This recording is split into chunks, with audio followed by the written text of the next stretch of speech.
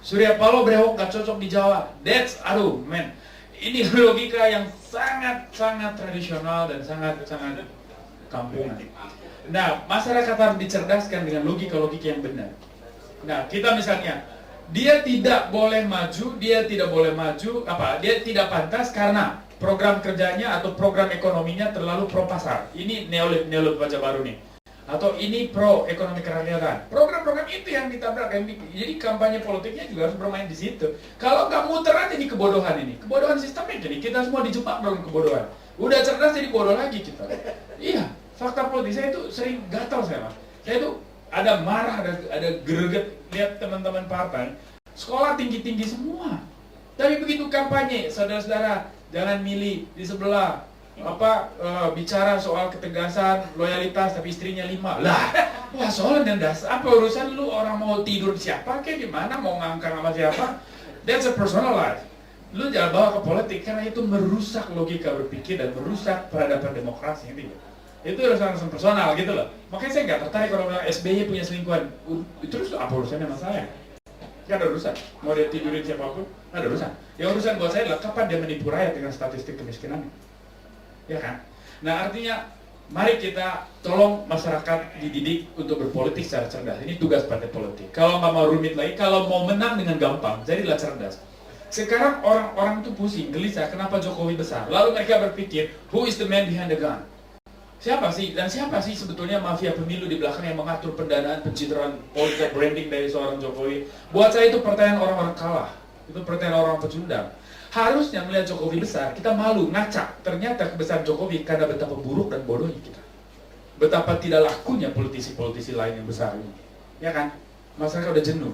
Harus belajar dari kebesaran Jokowi untuk melihat kelemahan dan harus melihat bahwa oh ternyata masyarakat Indonesia mengharapkan seorang pemimpin yang tulus, yang jujur, yang fair, pemimpin yang merupakan representasi dari wajah rakyat, bukan pemimpin yang dicetak di langit atau dibesarkan di salon.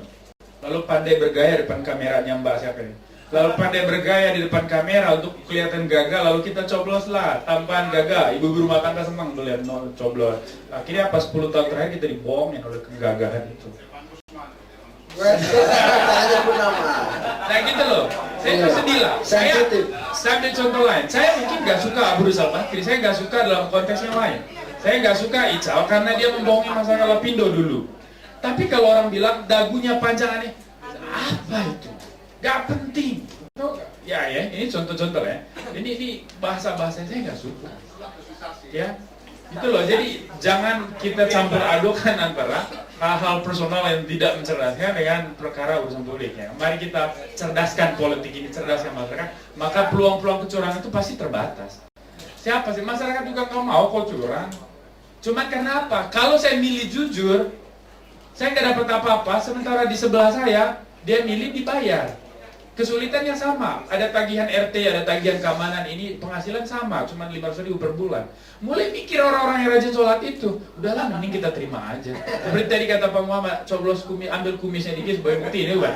Nah artinya apa? Orang-orang jujur pun dipaksa untuk tidak jujur oleh sistem, oleh praktek, oleh kebiasaan. Gitu loh. Jadi mari kita bersihkan demokrasi ini dari cara berpikir. Pikiran dulu kita rubah, baru kita rubah kenyataannya.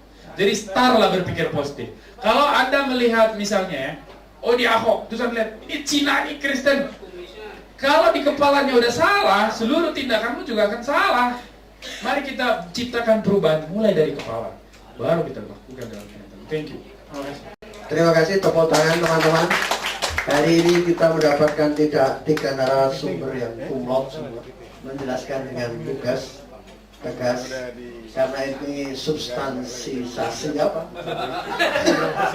Bukan begini. Yang jelas saya tidak menyimpulkan, teman-teman bisa mengambil kontroversi hati itu dengan sendirinya. Ini kontroversi kemakmuran ya kalau kata.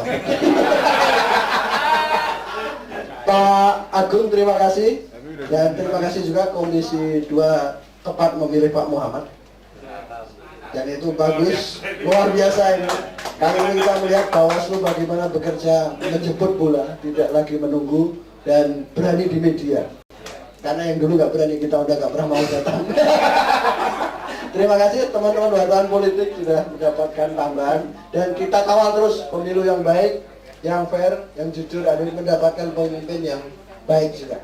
Itu saja, terima kasih Pak Boni, Pak Muhammad. Assalamualaikum warahmatullahi wabarakatuh.